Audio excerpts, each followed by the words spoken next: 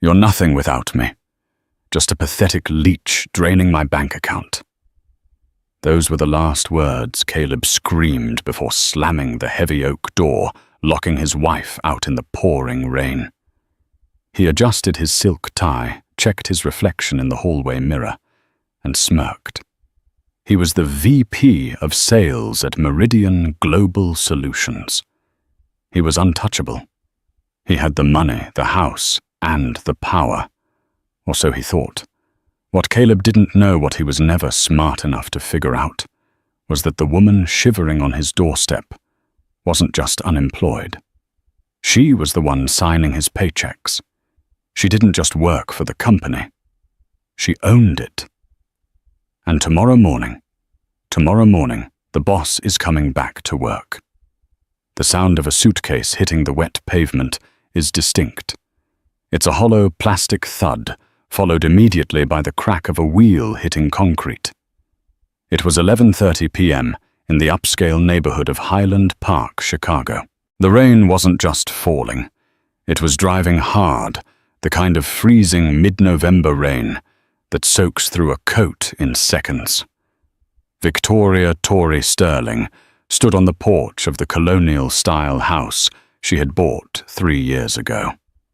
Her hair, usually pinned up in a messy bun, was plastered to her forehead. She wasn't crying. She was too stunned to cry. The door flew open again. "And take this trash with you." Caleb tossed a cardboard box onto the porch. It landed upside down, spilling framed photos, a jewelry box, and a half-knitted scarf into a puddle. Caleb stood in the doorway, backlit by the warm golden glow of the foyer. He looked immaculate, even in his lounge pants and a crisp white t-shirt. That was Caleb, always polished, always performing, even when he was destroying a marriage.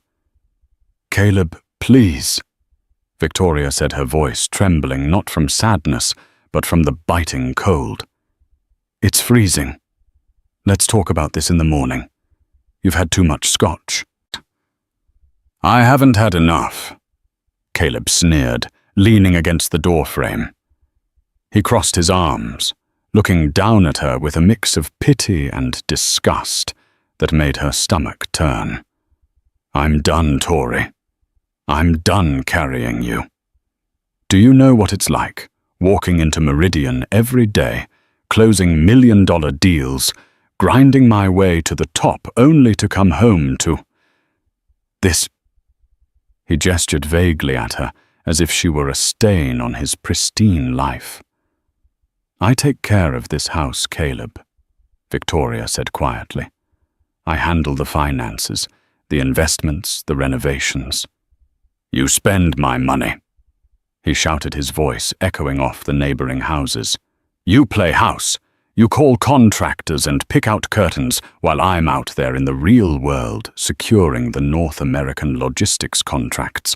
I am the youngest VP in Meridian's history. Me. I need a partner, Torrey, a power couple. Not a housewife who dabbles in consulting whenever she feels like pretending to have a job." Victoria bit her lip so hard she tasted iron. Consulting. That's what they had agreed to call it. When they met 5 years ago, Victoria had just inherited the majority stake in Meridian Global Solutions from her late father, the reclusive billionaire Arthur Pennyworth. She had wanted to be loved for who she was, not her portfolio. So she kept her name as Sterling, her mother's maiden name, and operated from the shadows as the silent majority shareholder. She had told Caleb she was a freelance business consultant. It wasn't a lie. She consulted. She just happened to consult for the board of directors that decided Caleb's bonus structure. "You're kicking me out because I don't work a 9 to 5. Victoria asked, her eyes narrowing. The shock was fading, replaced by a cold, hard ember of anger. Caleb laughed. It was a cruel, dry sound. "I'm kicking you out because I've outgrown you. Face it, babe. I'm a shark. You're a goldfish. And honestly, I need space. Jessica gets it. She's ambitious. She's a killer in marketing. She matches my energy. The air left Victoria's lungs. Jessica Thorne, the new marketing director at Meridian. The one Victoria had personally approved hiring 3 months ago because her resume was impeccable. "You're sleeping with Jessica," Victoria stated. It wasn't a question. "She respects me." Caleb shot back, puffing out his chest. "She knows who I am. She knows I'm the future CEO of Meridian. She doesn't nag me about taking out the recycling or ask why I'm late. She understands the grind." He stepped back and grabbed the door handle. "I cancelled your credit cards an hour ago," he added casually as if mentioning the weather. "And don't bother trying to get back in. I changed the code on the smart lock. You can keep the Prius. It's paid off. Consider it a severance package." "Caleb, you are making the biggest mistake of your life," Victoria said, her voice dropping an octave. She stood up straighter, ignoring the rain dripping down her neck. For a second, the housewife vanished, and the daughter of Arthur Pennyworth appeared. Her eyes were steel. Caleb paused. For a split second he looked unsettled. He had never seen her look like that, so imposing, so regal. Then he shook his head, dismissing it. "The only mistake I made was marrying a woman with zero ambition. Go stay at your sister's, or a motel. I don't care. Just get off my property." Slam. The lock clicked. The mechanical whir of the deadbolt sliding home sounded like a gunshot in the quiet night. Victoria stood there for a long minute. She looked down at the spilled photos in the puddle. One was from their honeymoon in Bora Bora. She remembered paying for that trip using a private dividend check, though she had told Caleb she won a travel voucher. She crouched down, but she didn't pick up the photo. She picked up her phone. It was soaking wet, but the screen lit up. 15% battery. She didn't call her sister. She didn't call a taxi. She dialed a number she hadn't used in 2 years. The number for Jonathan Greaves, the acting CEO of Meridian Global Solutions, and the only person in the entire company who knew exactly who Victoria Sterling really was. It rang once. "Victoria." Jonathan's voice was rough with sleep, but alert. "It's midnight. Is everything all right?" Victoria walked slowly down the driveway, dragging her wet suitcase behind her. She reached the silver Prius parked on the street. "No, Jonathan. Everything is not all right," she said, her voice calm and terrifyingly cold. "I need you to call an emergency board meeting for Monday morning, 8 a.m. sharp." "Monday, Victoria. That's in 36 hours. The Q4 projections are due. The logistics team is in a panic. What is this about?" Victoria opened the car door and threw her suitcase into the passenger seat. She caught a glimpse of the house, her house where the lights in the master bedroom had just turned off. "It's about a restructuring," Victoria said, "specifically regarding the VP of sales." "Caleb," Jonathan sounded confused. "He just posted record numbers for the Midwest region. We were discussing his bonus package next week." "Cancel the bonus package, Jonathan," Victoria said, starting the engine. The heater blasted to life. "And clear my schedule. I'm coming in." "You're coming into the office?" Jonathan hesitated. "As who?" Victoria looked at her reflection in the rearview mirror. Her mascara was running, her hair was a disaster, and she looked like she had lost everything. But she smiled. It wasn't a happy smile. It was the smile of a predator that had just been woken up. "As the owner," she whispered. "Prepare the boardroom, Jonathan. I want the big chair." She hung up and threw the phone onto the passenger seat. She drove 2 blocks away to the Drake Hotel, where she kept a permanent corporate suite under the name Pennyworth Trust for Emergencies. Caleb thought she was homeless. He thought she was destitute. He had no idea that while he was sleeping in the bed, she bought dreaming of his mistress and his promotion. The ground beneath his feet was already crumbling. He wanted a shark. He was about to find out that sharks get eaten by orcas. The Drake Hotel suite was warm, smelling of lavender and old money. Victoria had stripped off her soaking wet clothes and wrapped herself in a thick monogrammed robe. She stood by the window looking out over the Chicago skyline.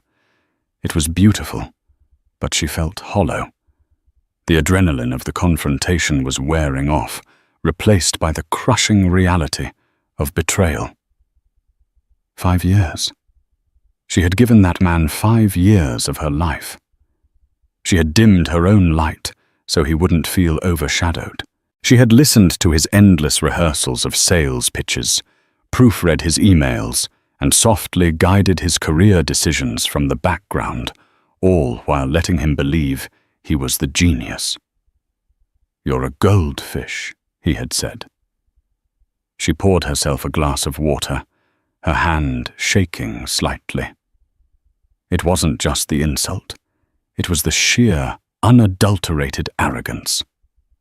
He genuinely believed that his success existed in a vacuum. He believed he was a self-made man. Ping!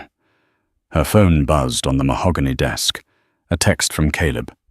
Caleb, 12:15 a.m. "Don't make a scene tomorrow. I'll have my lawyer send over the papers. If you try to claim half my assets, I'll bury you in legal fees. You have no income. Remember that." Victoria stared at the screen. "Bury me in legal fees," she whispered, a dry chuckle escaping her throat. She could buy the law firm he intended to use and turn it into a dog grooming salon by noon if she wanted to. But she didn't reply. Silence was louder. She needed to sleep, but her mind was racing. She needed a plan. She couldn't just walk in and fire him. That was too easy, too quick. He needed to understand. He needed to feel the weight of his mistake. He needed to be dismantled piece by piece in front of the very audience he performed for. The next morning, Sunday broke grey and gloomy. Victoria woke up after 3 hours of restless sleep. She ordered room service eggs, Benedict and black coffee, and opened her laptop. She logged into the secure Meridian server using her admin override key. Access granted. User V. Pennyworth owner / chairman. She navigated to the HR portal and pulled up Caleb's file. Name: Caleb Sterling. Position: 5P of sales. North America current salary: $280,000 plus commission performance review. High potential aggressive, sometimes lacks team cohesion. Recommend leadership training. She scrolled down to the expense reports. There it was. The arrogance of a man who thinks no one is watching. October 14th. Dinner at Le Bernardin NYC, $850. Client meeting, Logistics Corp. October 15th, Hotel Suite. The Plaza, $1,200. Victoria cross-referenced the dates. On October 14th, Caleb had told her he was in a training seminar in Cleveland and Logistics Corp. They hadn't been a client for 6 months. He was using company funds to court Jessica. Victoria's fingers hovered over the keyboard. She could flag this for fraud right now. Immediate termination. Cause for lawsuit. No, she thought. Not yet. She closed the laptop and walked to the closet. The hotel kept a small wardrobe for her, mostly formal wear for galas she rarely attended. She pulled out a suit. It wasn't the soft beige cardigans she wore at home to look non-threatening. It was a sharp charcoal Armani power suit, tailored to perfection. She held it up. "Time to go shopping," she muttered. If she was going to be the boss, she needed to look like the boss. Meanwhile, across town, Caleb was waking up to the smell of pancakes. He stretched, feeling lighter than he had in years. The dead weight was gone. "Morning, Tiger," a voice purred. Jessica walked into the bedroom, carrying a tray. She was younger than Victoria, sharper, with bleached blonde hair and eyes that were always calculating. She was wearing one of Caleb's shirts. "Morning." Caleb grinned, pulling her into bed. Now this is how a Sunday should start. "Did she leave?" Jessica asked between kisses. "Gone," Caleb said triumphantly. "Kicked her to the curb. She cried, begged the usual. It was sad, really. She has no idea how the real world works." Jessica laughed. "Well, she's not your problem anymore. You're free. And tomorrow is the big Q4 strategy meeting. You know Jonathan is rumors to be announcing the new senior VP position." "It's mine," Caleb said, his eyes gleaming. "I've got the numbers. I've got the charisma. Who else are they going to give it to Gary in accounting? Please." "You're going to run that place one day, Caleb," Jessica whispered. "I know," he replied. "I practically run it now." His phone buzzed. An email notification from the executive office. Subject: Emergency Board Meeting. Mandatory attendance. Caleb frowned, sitting up. That's weird. Jonathan never sends emails on Sundays. He opened it. Greater than all senior management. Greater than an emergency strategic meeting has been called for Monday, 8:00 a.m. Attendance is mandatory. A major restructuring of the executive leadership will be announced by the ownership trust. "Restructuring?" Jessica asked, reading over his shoulder. Do you think they're firing Jonathan?" Caleb's eyes widened. "If they fire Jonathan, the CEO spot is open." He looked at Jessica, a slow smile spreading across his face. "This is it," he said. "The owner is finally stepping in. They must have seen my numbers. They're coming to clean house, and they're going to need a new leader." "Oh my God!" Jessica squealed.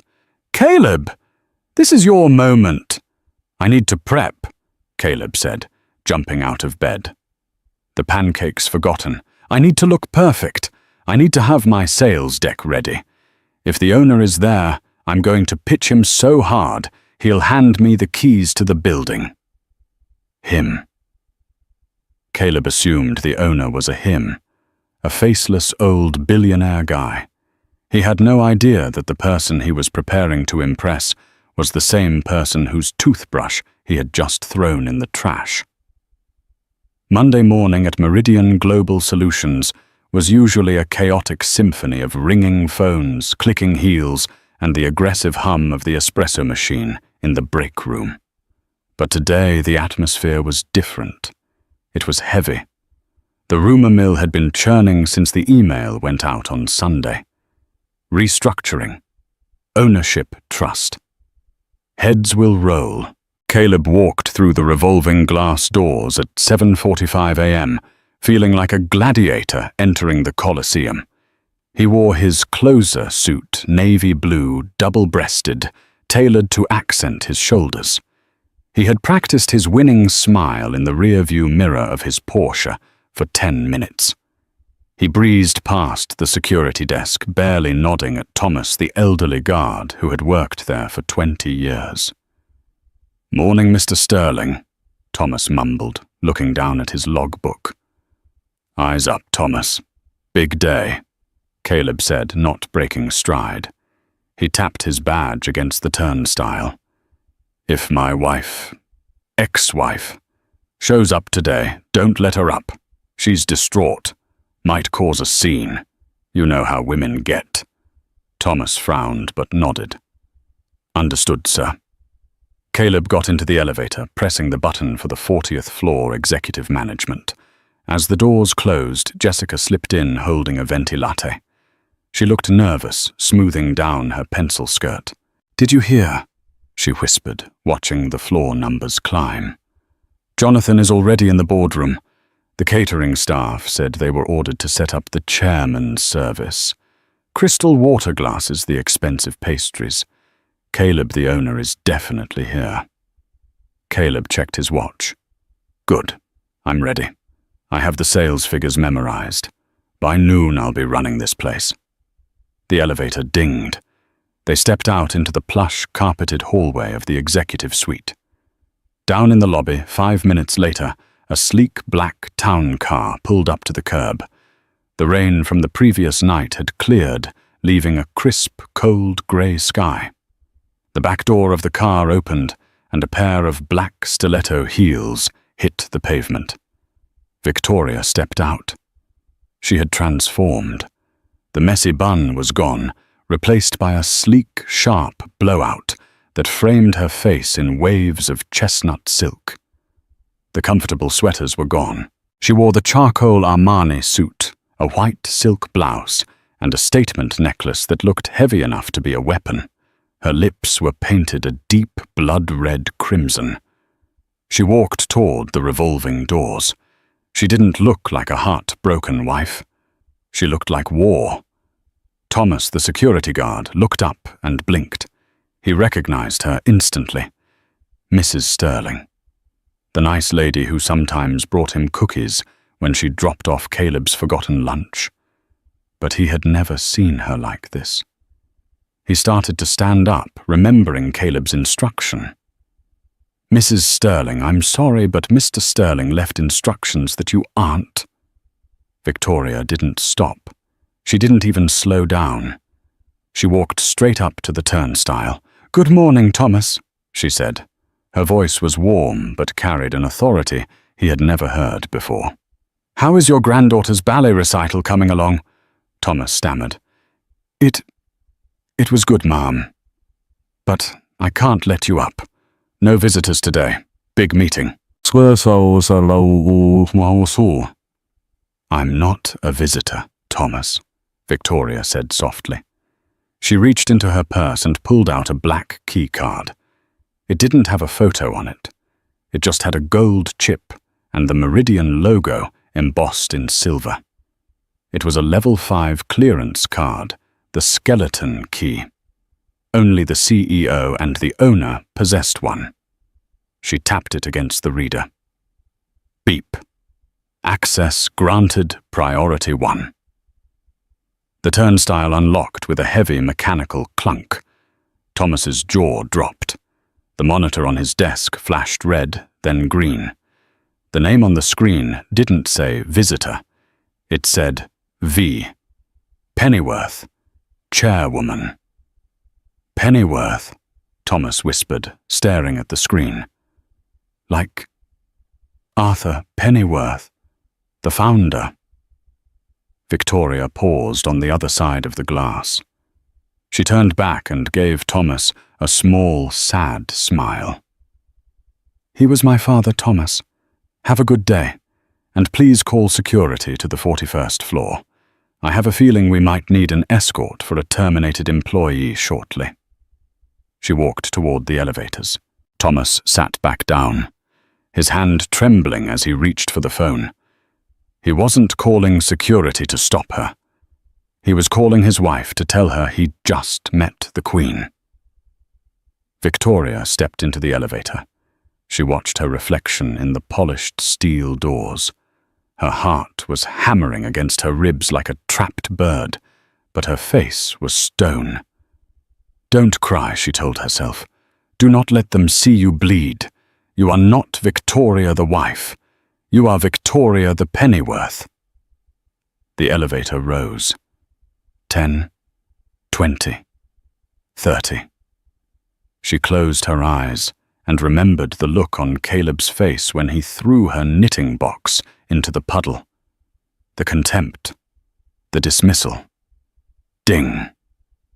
The doors opened on the 40th floor. The receptionist, a young woman named Sarah, who was terrified of Caleb, looked up. Her eyes went wide. "Mrs. Sterling," Sarah gasped. You can't be here."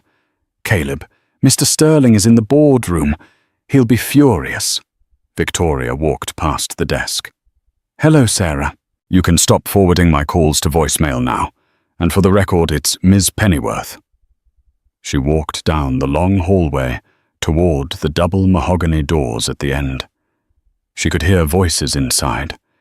She could hear his voice. Victoria stopped just outside the doors. She took a deep breath, smoothing her jacket. She placed her hand on the brass handle. It was time to take out the trash. Inside the boardroom, the tension was thick enough to choke on. 12 people sat around the massive oval table. Jonathan Greaves, the CEO, sat at the head, or rather just to the right of the head. The main chair, the chairman's seat, was empty. Caleb sat 3 seats down, his posture relaxed, projecting unearned confidence. Jessica sat next to him, tapping furiously on her tablet. The other department heads looked anxious, whispering to one another. "All right, everyone, settle down," Jonathan said, his face pale. He kept glancing at the door. "The representative for the ownership trust will be joining us momentarily." Caleb leaned over to Jessica. "Representative, probably some lawyer. I'll eat him for breakfast." "Mr. Sterling," Jonathan said sharply, "I suggest you prepare yourself. This isn't a standard review." "I'm always prepared." "John," Caleb smirked. "In fact, I have a proposal for the new sales integration strategy that I think the representative will find very interesting." Suddenly, the heavy mahogany doors swung open. The room went silent.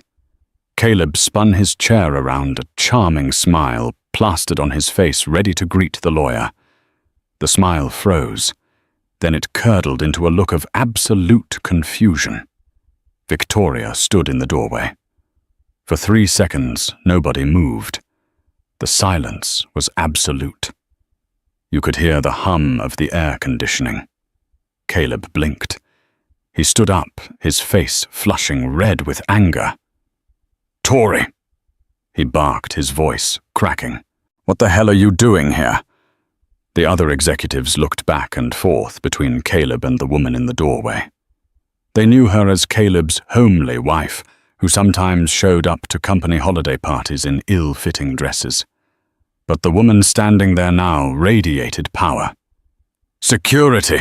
Caleb yelled, looking at Jonathan. "John, call security." "She's crashing the meeting. She's having a breakdown." He turned back to Victoria, taking a menacing step toward her. "I told you to stay away. You are embarrassing yourself. You are embarrassing me. Get out, now." Victoria didn't flinch. She didn't even look at him. She looked past him, locking eyes with Jonathan. "Am I late, Mr. Greaves?" she asked, her voice cool and clear. Jonathan stood up immediately. He buttoned his suit jacket and bowed his head slightly, a gesture of immense respect. "No, ma'am. You are right on time." Caleb froze. He looked at Jonathan. "Ma'am, John, what is wrong with you?" "It's my wife. She's nobody."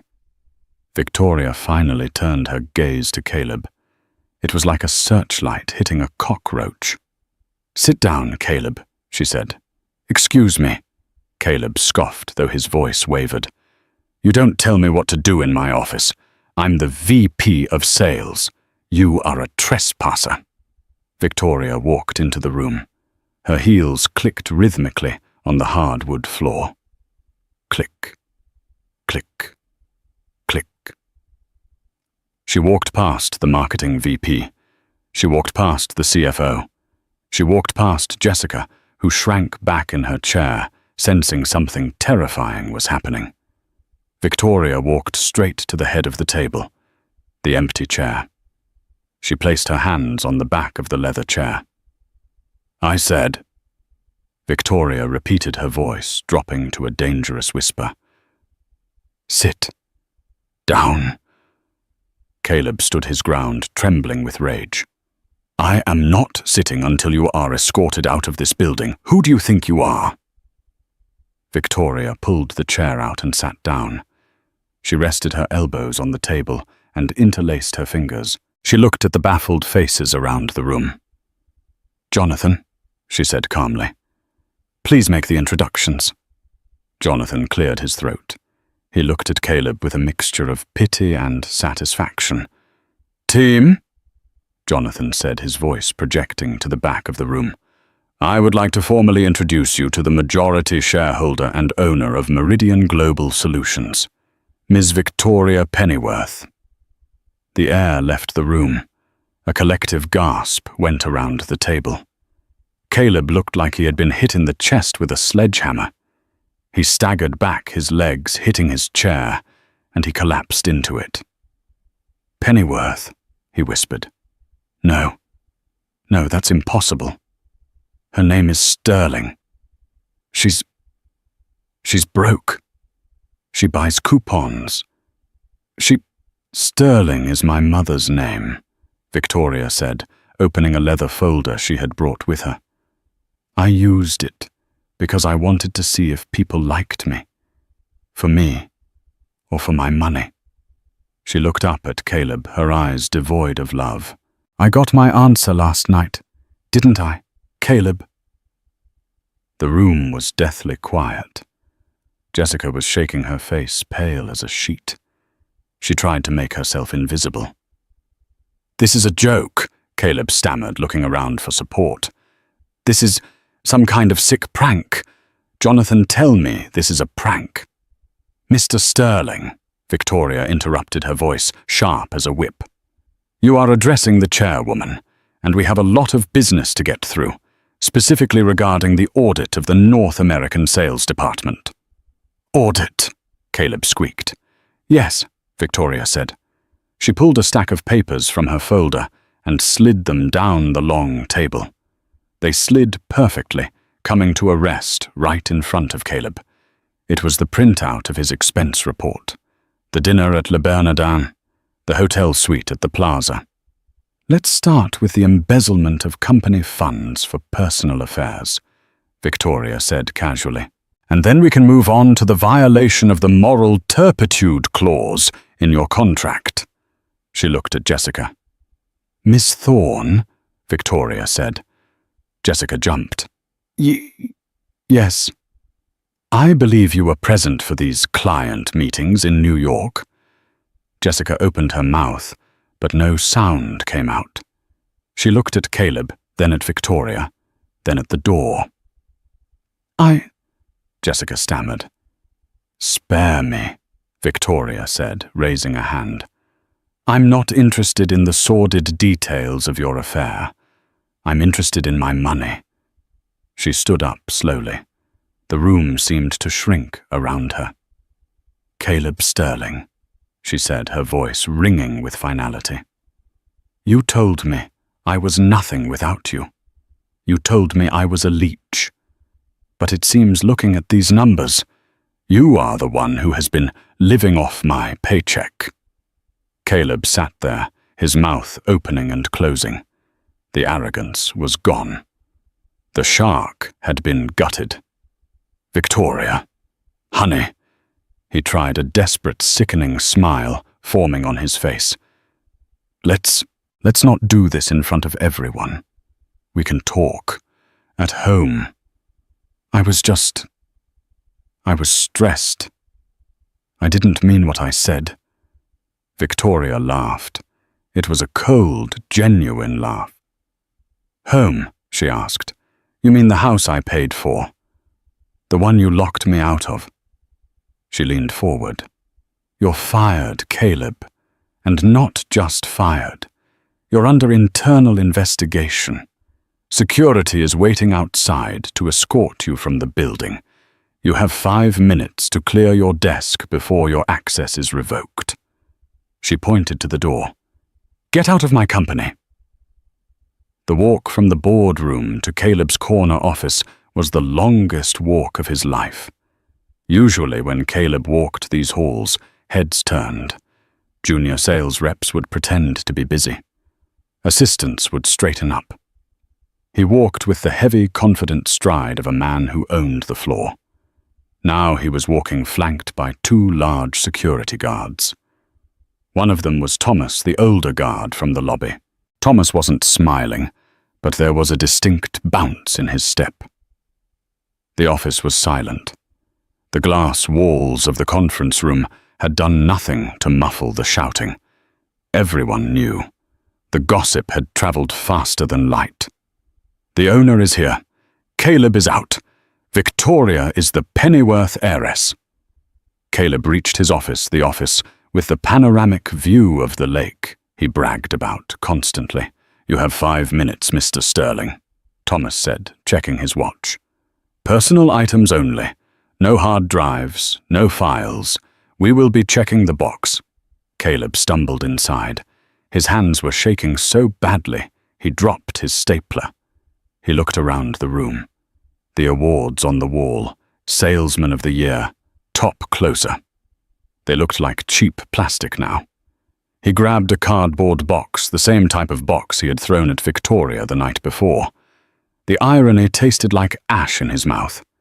He threw in a framed photo of himself shaking hands with the mayor. He threw in his lucky pen. Then he heard the clicking of heels. He looked up, hope flaring in his chest. Jessica. Jessica Thorne stood in the doorway. She wasn't holding a box. She was holding a file folder. She didn't look scared anymore. She looked calculated. Cold. "Jess," Caleb breathed, stepping toward her. "Thank God. Look, this is insane. Victoria is... She's having a manic episode. I'm going to sue. I'm going to sue the company for wrongful termination. I need you to be my witness. We can take them down together."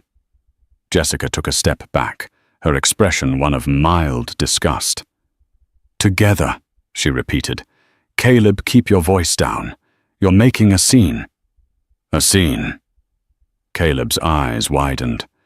"She just fired me. She humiliated us. She fired you," Jessica corrected him, her voice icy.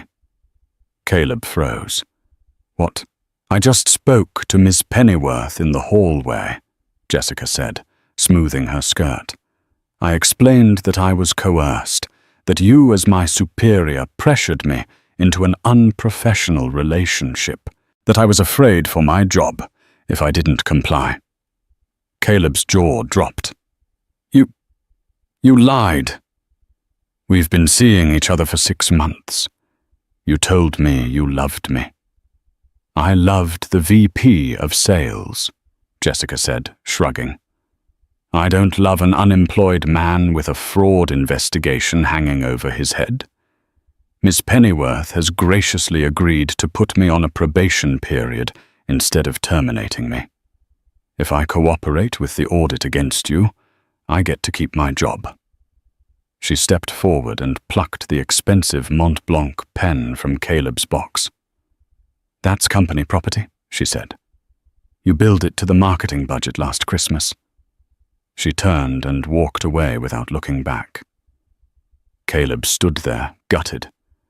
Betrayed by the woman he ruined his marriage for. "2 minutes, Mr. Sterling," Thomas called out from the door. Caleb threw the rest of his things into the box. He grabbed his coat. He walked out into the open office. Every eye was on him. Gary from accounting, whom Caleb had mocked for driving a minivan, sipped his coffee and watched. The interns, whom Caleb treated like servants, held up their phones recording the walk of shame. As he reached the elevator, the doors opened. Victoria was standing there, waiting for him. She wasn't leaving. She was just making sure he did. She looked at the box in his hands. "You forgot something," she said softly. Caleb looked at her, hate burning in his eyes. "What? The humility," she said. "But don't worry, you'll find it soon enough." She pressed the lobby button for him. Goodbye, Caleb. My lawyers will be in touch about the divorce. I suggest you don't ignore them. The doors closed, severing him from the life he thought he ruled. He rode down 40 floors in silence. When he walked out into the cold Chicago street, it started to rain again. He had no umbrella. He had no company car. Thomas had taken the keys to the Porsche at the front desk. He stood on the curb, holding his box soaking wet, exactly where Victoria had been 12 hours ago. Karma hadn't just knocked on his door. It had kicked it down. 3 days later, Caleb was sitting in a dingy motel room on the outskirts of the city. The wallpaper was peeling and the room smelled of stale cigarettes. He had tried to go back to the house on Highland Park. The locks had been changed again, but this time there was a private security detail parked in the driveway. A massive man in a black SUV had simply rolled down his window and said, "Restraining order pending Mr. Sterling. Move along." Caleb checked his bank account on his phone. Balance $412.50. He stared at the screen. It didn't make sense. He made almost 300 grand a year. Where was it all? Then he remembered. The lease on the Porsche, the credit card bills for the dinners, the suits, the trips with Jessica. He lived paycheck to paycheck to maintain the image of wealth, and Victoria had always handled the savings. He assumed there was a safety net. He didn't realize the safety net was her, and he had cut the ropes. His phone rang. It was a no-caller ID. "Finally," Caleb muttered. He assumed it was a recruiter. He had sent out 50 resumes in the last 2 days. "Caleb Sterling, speaking," he answered with his best executive voice. "Mr. Sterling, this is Arthur Miller from the Miller & Associates Law Group," a gravelly voice said. "Ah, yes. Are you calling about my wrongful termination suit?" Caleb asked, sitting up straighter on the lumpy mattress. "I'm telling you I have a strong case. Hostile work environment. I'm not calling to represent you, Mr. Sterling," the voice interrupted dryly. "I'm calling because I represent Mrs. Victoria Sterling Pennyworth." Caleb's stomach dropped. "We have sent a courier with the divorce filing to your current accommodation," the lawyer continued. "We know you are at the Starlight Motel, room 104. Caleb looked at the window. "How did they know? We are freezing all joint assets pending the forensic accounting investigation," the lawyer said. "However, given that the house, the cars, and the investment portfolio were all purchased with Pennyworth trust funds prior to the marriage or during the marriage, but solely in my client's name, there are no joint assets." "That's a lie," Caleb shouted. "I paid the mortgage, I paid for the groceries." "You paid for utilities," the lawyer corrected.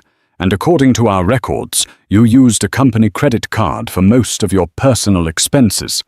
Which brings me to the second point. Meridian Global Solutions is filing criminal charges for embezzlement. The total comes to roughly $145,000 over 3 years. Caleb felt the blood drain from his face. Prison. They were talking about prison. "But," Caleb stammered, "I can fix this. I can pay it back. I just need time." "My client is willing to offer a deal," the lawyer said. "Anything," Caleb said. "I'll do anything. She wants you to sign the divorce papers. Uncontested. You waive all rights to spousal support. You admit to the infidelity in writing. And you leave Chicago." "Leave Chicago?" Caleb asked. "My whole network is here." "If you sign," the lawyer said, "Ms. Pennyworth agrees to handle the embezzlement charge internally. You won't go to jail. You will simply be gone.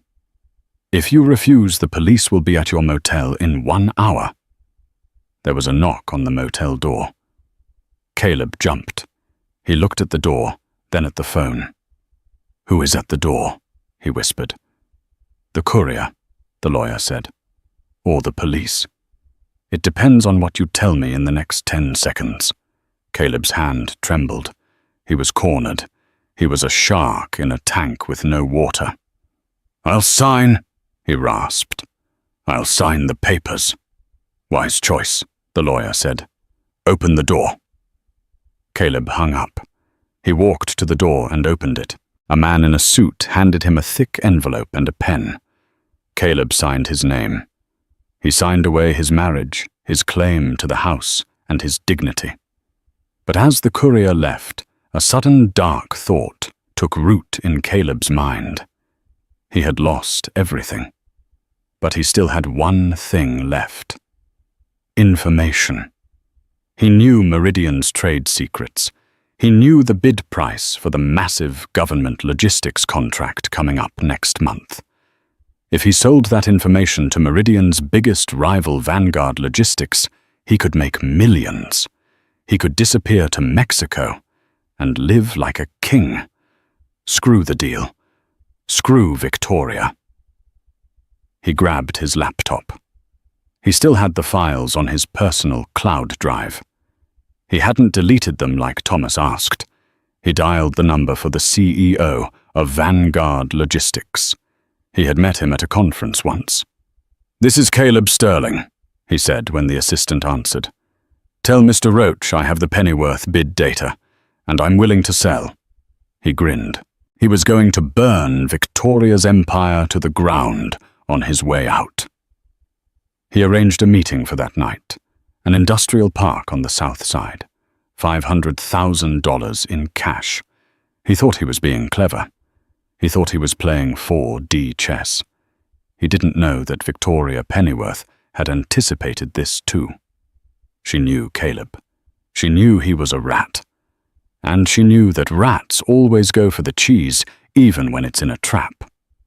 When Caleb arrived at the meeting spot that night, clutching a flash drive, he saw a black sedan waiting. He walked up to it, heart pounding. "Mr. Roach!" The window rolled down. It wasn't the CEO of the rival company. It was the FBI. "Caleb Sterling," the agent asked, holding up a badge. "We received a tip about corporate espionage and the sale of classified government contractor data.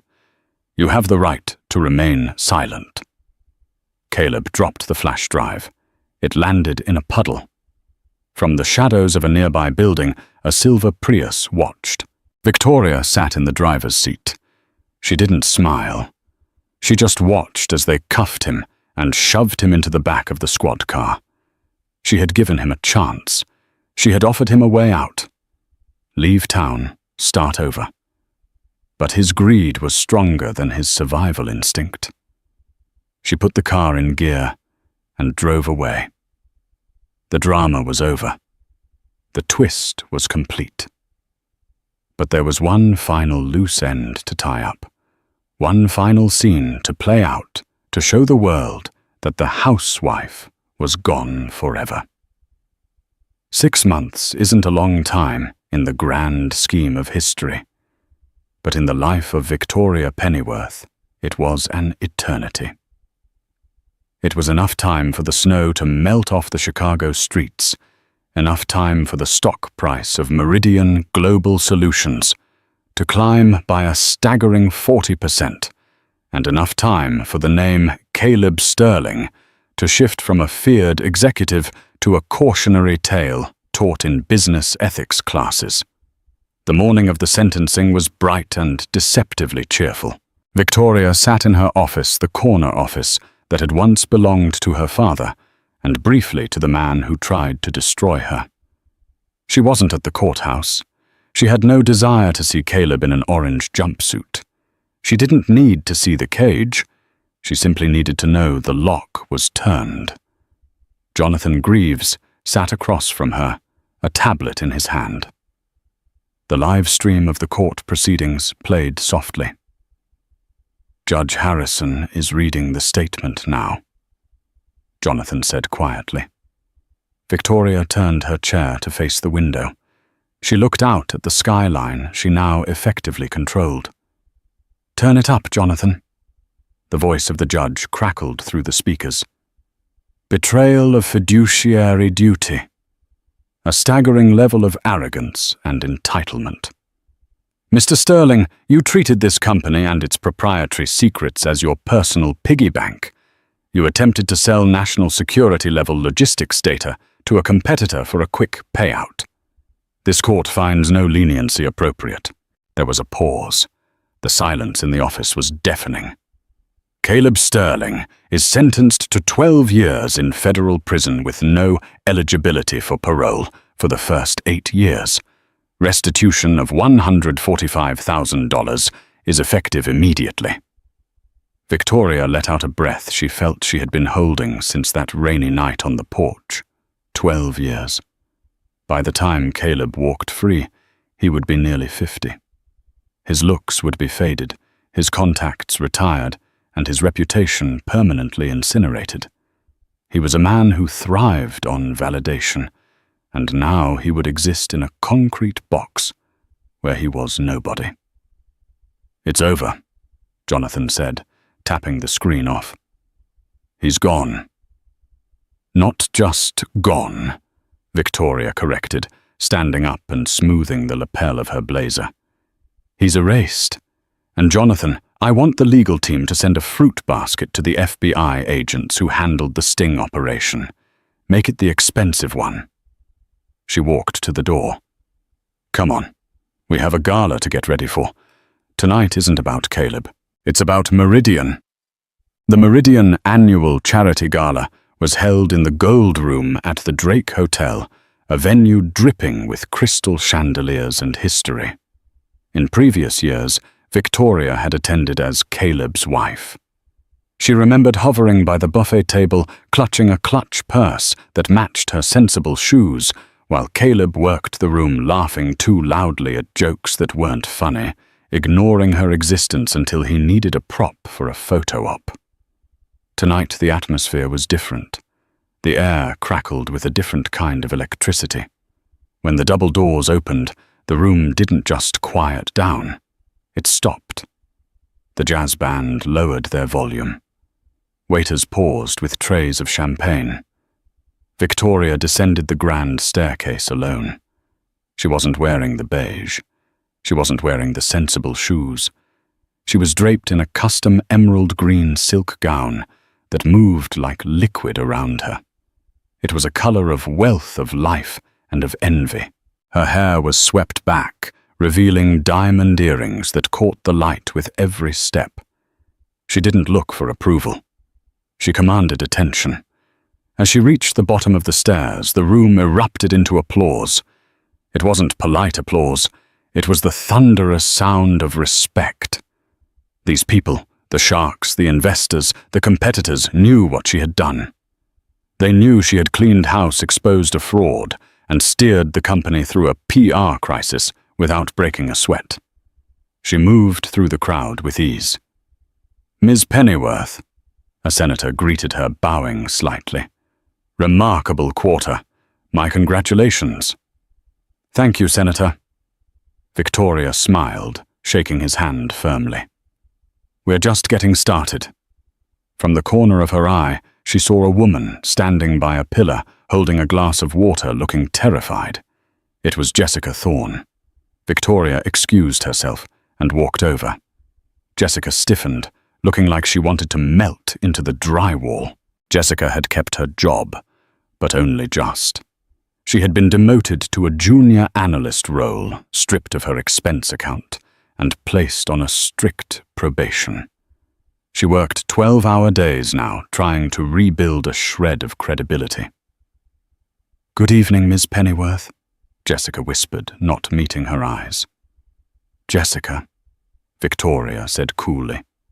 "I saw the report on the Asian logistics integration. It was adequate." Jessica looked up, hope flashing in her eyes. "Thank you. I worked all weekend on it." "Keep working," Victoria said, her voice devoid of malice but full of warning. "You have a long way to climb to get back to where you were. But unlike Caleb, you seem to have learned that shortcuts lead to cliffs. Victoria walked away, leaving Jessica breathing a sigh of relief. It was a mercy Victoria hadn't received, but she was building a company based on competence, not cruelty. She stepped out onto the balcony for a moment of fresh air. The city lights twinkled below a grid of golden fire. "It's a long way down," a deep voice said from the shadows. Victoria turned, not startled, but curious. A man stepped into the light. He was tall, with broad shoulders, and a face that looked like it had seen the world. He had a glass of scotch in his hand, but he held it loosely, unbothered. "I'm not afraid of heights," Victoria replied, leaning against the stone railing. "I've done the falling part already. The landing is what matters." The man chuckled. It was a warm, rich sound. "I heard. The hostile takeover of your own marriage. It's the talk of the town. They say you dismantled him with a single board meeting." "It took more than a meeting," Victoria admitted. "It took years of patience and one night of absolute clarity." He extended a hand. "I'm Harrison Cole. I run the venture capital firm that just bought the building across the street.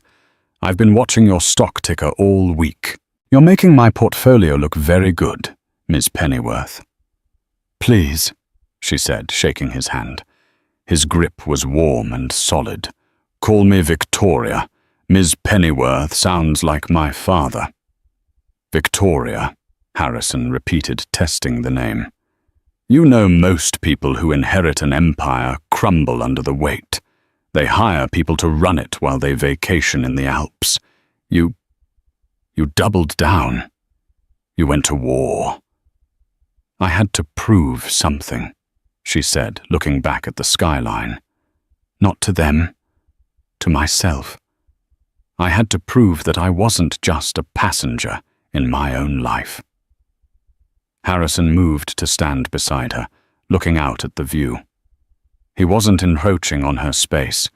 He was sharing it. It was a subtle difference, but one Victoria noticed immediately. Caleb had always tried to stand in front of her. Harrison was content to stand beside her.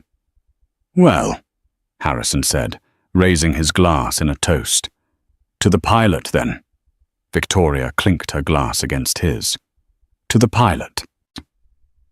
They stood there for a moment in comfortable silence, the sounds of the party drifting out from the open doors. The jazz music swelled a slow, rhythmic melody. "You know," Harrison said softly, "I'm terrible at waltzing. I have 2 left feet. But I'd be willing to risk public embarrassment if you'd join me for a dance." Victoria looked at him. She saw kindness in his eyes, but she also saw strength. He wasn't a project to be fixed, and he wasn't a predator to be feared. He was just a man offering a dance. 6 months ago, she had been locked out in the rain with a suitcase full of wet clothes, convinced she was nothing. She had been told she was a goldfish. She set her glass down on the railing. "I'll lead," Victoria said with a smirk. Harrison laughed. "I wouldn't have it any other way." As they walked back into the ballroom, the crowd parted for them. Victoria Pennyworth moved with the grace of a woman who had walked through fire and come out made of steel. She had lost a husband who saw her as a stepping stone, but she had found the woman she was always meant to be. The music swirled around them, and as she spun under the crystal lights, Victoria realized something profound. The best revenge wasn't sending Caleb to prison. It wasn't the money. It wasn't the power. The best revenge was simply being happy, successful, and complete without him. The heavy oak door of her past was closed and locked, and this time she was the one holding the key. And that, my friends, is how the Queen took her throne. Victoria didn't just survive. She evolved. She showed us that sometimes the person holding you back isn't the world, it's the person sleeping next to you. And when that dead weight is gone, you don't just walk, you fly. Caleb is sitting in a cell thinking about what he lost, while Victoria is dancing in a ballroom, thinking about what she built.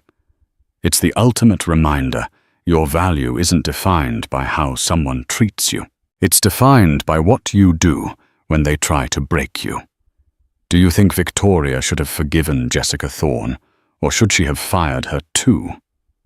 Was keeping her around as a low-level employee a mercy or a crueler form of punishment? Let me know your theories in the comments. If this story gave you chills, please smash that like button and share it with someone who needs a reminder of their own strength. And don't forget to subscribe. We drop new stories every week, and next time we're covering a cheating husband who realized too late that his wife's hobby was actually a multi-million-dollar empire. You don't want to miss it. Stay strong, stay smart, and never let anyone tell you you're just a goldfish.